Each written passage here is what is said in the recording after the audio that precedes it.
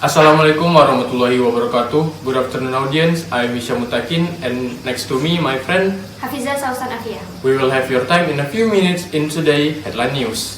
Okay, as you know, Indonesia only have two seasons, that is dry season and rainy season. Creatures like human, animals and plants need water to live and avoid dehydration in dry season.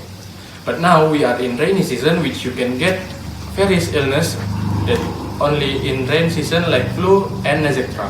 But don't forget your best friend always beside you, that is your pet. Your pet can get illness too in this rainy season. For a detail, we already connected with the trainee in Tanjung Pinang Vet, Sanggelegar Homel, with Barok Haikal as a reporter.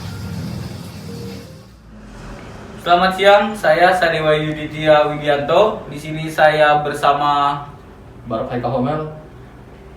Dan saya sekarang berada di klinik hewan yang ada di Kota Tanjung Pinang, dan di sini saya bersama salah satu dokter hewan yang ada di Tanjung Pinang. Siapa namanya? Dengan saya Dr. Gelegar. Dokter Gelegar.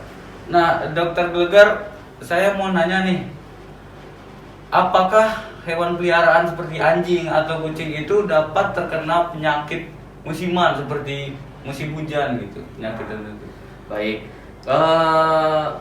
untuk penyakit yang terjadi pada pada musim hujan atau sekarang yang kalau di Tanjung Pinang sendiri itu merupakan musim yang pancaroba ya, artinya kadang cuaca itu panas, kadang cuaca itu hujan. Nah itu malah memang sedikit banyak memberikan dampak lah terhadap kesehatan hewan peliharaan kita.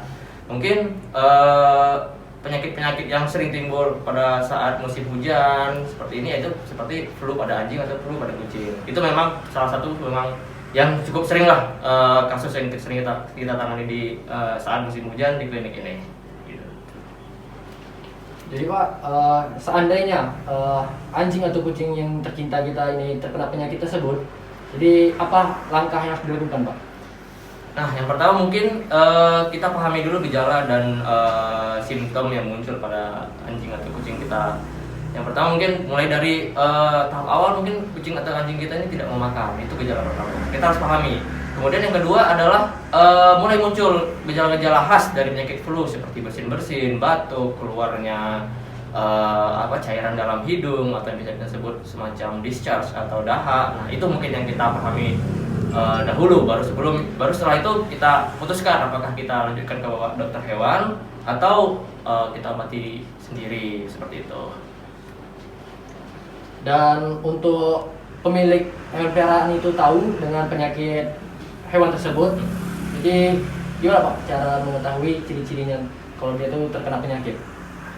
Nah, balik lagi perjawaban saya sebelumnya, yaitu kita harus kenali dulu gimana sih kucing atau anjing kita tuh sakit. Yang jelas kan ketika kucing atau anjing kita sakit pasti ada hal yang berubah dalam keseharian peliharaan hewan tersebut. Yaitu yang pertama ya makannya yang biasanya habis banyak sekarang sedikit, artinya itu sudah ada pengurangan makanan. Kemudian yang kedua mulai ada gejala-gejala yang muncul. Nah seperti tadi saya bilang bersin, kemudian batuk, dan kemudian kadang ada disertai dengan demam. Nah itu kan kita sebagai yang penyayang hewan atau sebagai owner ya sudah semestinya harus tahu gejala-gejala yang timbul dari penyakit tersebut. Kemudian yang ketiga mungkin ada kebiasaan-kebiasaan yang biasa dilakukan di rumah ketika sehat seperti berlari, seperti memanjat segala macam, sehingga ketika sakit dia nggak akan menunjukkan yang ada hanyalah lemas, letih, tidur aja seperti itu. Jadi kurang lebih seperti itu. Oke dok, kan kita udah tahu nih bagaimana sifat dan ciri-ciri hewan jika terkena penyakit. Nah, menurut dokter nih, bagaimana sih tips agar hewan peliharaan yang kita cinta itu nggak kena penyakit? Oke, jadi tips-tipsnya mungkin untuk pencinta hewan atau pemelihara hewan, mungkin yang pertama kita harus menjaga dulu kebersihan dari lingkungan tempat hewan kita tinggal.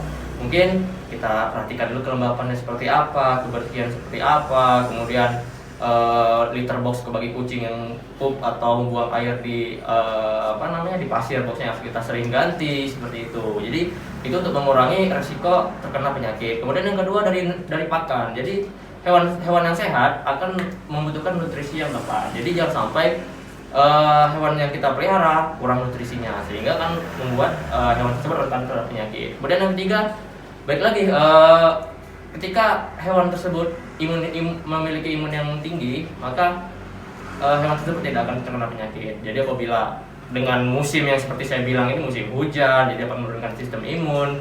Makanya itu yang harus kita tingkatkan. Salah satunya adalah dengan cara melakukan vaksinasi. Jadi seperti itu, Dewa.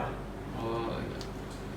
Baiklah, itu tadi dari Dokter Gelegar ya. Terima kasih Dokter Gelegar ya. Nah, langsung kembali ke studio. That is our report with one of veterinary in Tanjung Pinang.